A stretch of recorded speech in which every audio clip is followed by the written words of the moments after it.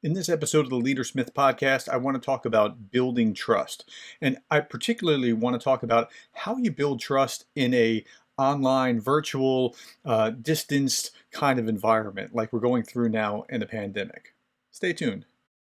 In a world of incompetent bosses, micromanagers, and petty tyrants, you are listening to The Leadersmith. Now, here is your host, Darren Gerdes. Okay, so building trust is difficult in any time. It takes a while. It's a process. It's not something that happens instantaneously. When the boss comes into place, he is not guaranteed trust. I mean, when you become the boss, you are guaranteed a probationary period by which you are allowed, by most people at least, allowed to demonstrate that you are trustworthy. But just because you have the title doesn't mean that we're going to trust you. So you have this probationary period to prove it.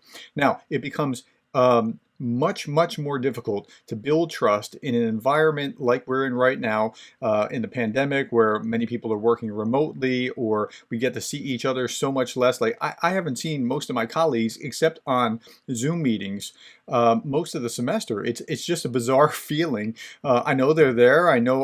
But I miss the water cooler. I miss dropping in their office and just shooting the breeze for a little bit and talking to them. So trust is harder to build. Now, I found this really interesting article, September 20th, just a few days ago, Forbes magazine, Tracy Bauer, Working Remote, How to Build Trust from a Distance. And I think she has a lot of really good points. I'm just going to cover some and then talk about what I would talk about in class related to it.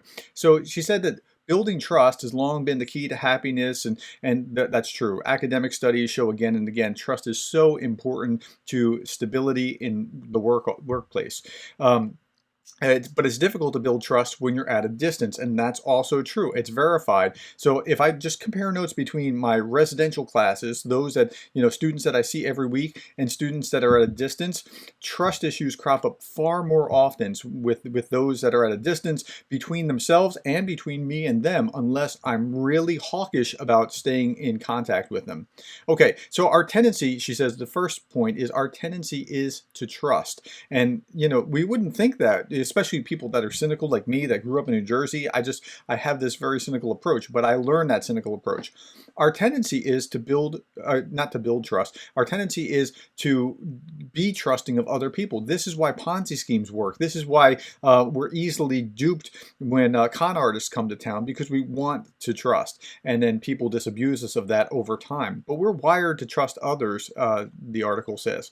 And then she talks about reciprocity. We talk about this at length in my Power and Influence class about how reciprocity works, and we want to reciprocate. That is, if you do this for me, I do this for you. So think about it like this. If I don't trust you, how do you naturally reciprocate? Well, you naturally don't trust me. But if I trust you first, now the leader has to do this first. If I trust you first, your tendency is to naturally reciprocate that. So reciprocation is a big part of this. So if you invest in trusting others, in just extending that trust, it's going to go a long way.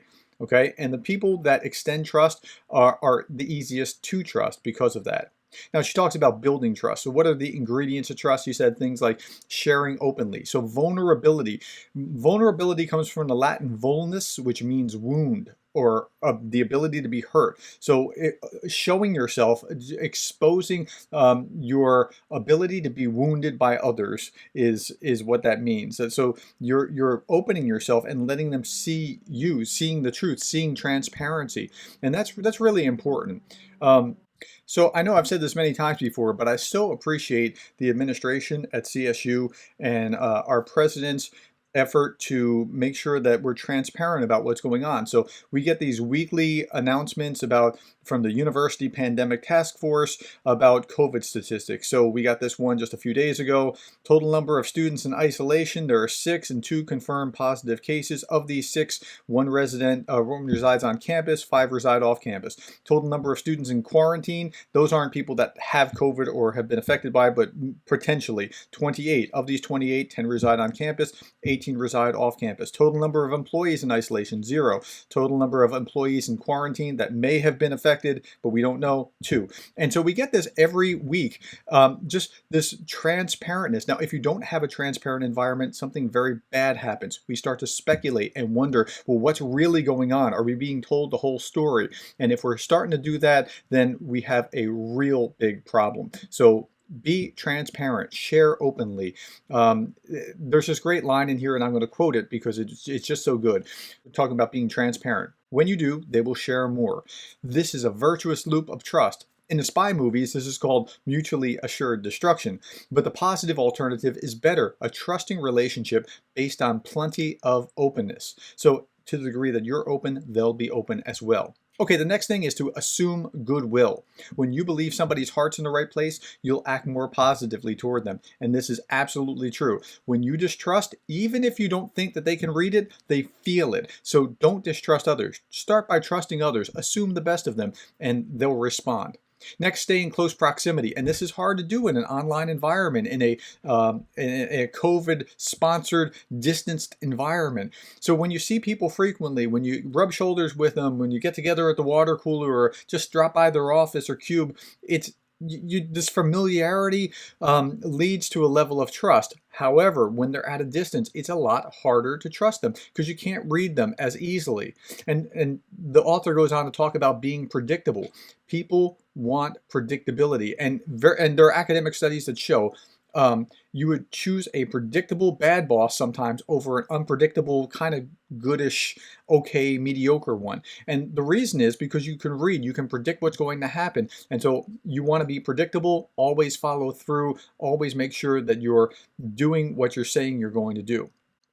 Next point, she said, be easy to read, because we trust people that are easy to read. It's kind of like the last one. The next one is support others. And she says this, that trust is the assumption of support. Be the person who will go through the wall for your teammate or colleague. Now, this one's really, really important. So, you know, when I teach this in class, I talk about things like this. From the Steward Leader, I quote this line: "You get what you give. When we trust, we are trusted. When we doubt, we are doubted. When we give the benefit of the doubt, we receive the benefit of the doubt." And then from Kouzes and Posner, which they wrote the Leadership Challenge, they say high trust organizations have been shown to outperform low trust organizations by 286%. That's remarkable. So to the degree that you're trusting, you're more productive. And then they said things like, you have to be the first, the leaders go first, and trust is contagious. So they say things like, if you trust, they'll trust you back, you, the leader. Okay? And then they give this, and this is where I stop, because we're talking about supporting others. What people look for and want in their leaders are in this order, and they've surveyed this for years: honesty, forward-looking, competent, and inspiring. And so that leads me to what I'm about to say. There's one more that I would add to that list, and that would be what we were just talking about. The article said to trust is the assumption of support. Be the person who will go through the wall for your teammate or colleague. And so we want honesty, forward-looking, competence, and inspiring. We want all those things. But if you're going to throw me under the bus, I'm not going to trust you. So there's another variable that I would add to that. And I say it like this: if you have my back, you get my heart. So if you're the person that's going to go through the wall for me, I'm going to look at that and I'm going to trust you. I'm going to do things for you. I'm going to make sure that you don't fail because you've earned my trust. So trust is when we put ourselves on the line for others, and it's almost always reciprocated. Okay, finally, she says, be selective with task trust and relationship trust. She unpacks the difference between this. Task trust is like cognitive trust. We trust that you have competence, right? But relationship trust, that's a whole different thing. That's called effective trust in the literature. And if you have effective trust, I trust you. I'm going to go through that wall for you because you've proven to me that you've had my back. And then demonstrate integrity and tell the truth. She said that, you know, trust is far easier to build when we're face to face, but you can build trust from a distance. Just support each other. Tell the truth. Trust is trust. Make sure that you're staying accountable yourself, staying in the loop, being vulnerable, sharing information, doing all those things, and it should work out. Okay, so I want to share the quotation for contemplation for today, and that's this. It comes from Sam Chand. He said this: the first job of leaders is to inspire hearts, then to convince heads, and only then to give direction to the hands of those who actually do the work. Sometimes we get that out of order and we just try to give direction. But if you give direction after you have won their hearts and then convince their heads, their hands take care of themselves. All right. Hey, thanks for listening to this episode of the Leadersmith podcast. I hope that helps your thinking, and I hope that it helps you become the kind of leader that you would want to follow, the kind of leader that we could trust.